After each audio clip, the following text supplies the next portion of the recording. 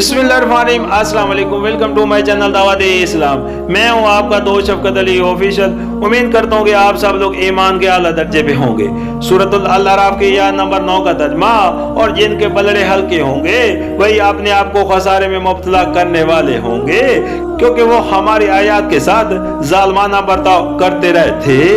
सूरतुल अल-अराफ आयत नंबर 9 इस मजमून को यूं समझिए कि इंसान का कारनामा जिंदगी दो पहलू पर तकसीम होगा, एक मुस्बत पहलू और दूसरा मनफी पहलू।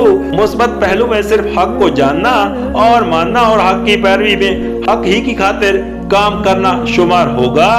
और आखिरत में अगर कोई चीज वजनी और कीमती होगी तो वो बस यही होगी, बाखिलाफ उसके हक से गाफिल होकर या हक से मुनारफ होकर इंसान जो कुछ भी अपनी ख्वाहिश नफ्स या दूसरे इंसानों और शैतानों की पैरवी करते हुए गैर हक की राह में करता है, वो सब मनफी पहलू में जगह पाएगा। और सिर्फ यही नहीं कि ये मनफी पहलू बजाय खुद बेकदर होगा, बल्कि ये इंसान के मुस्बत पहलू की कदर भी घटा देगा।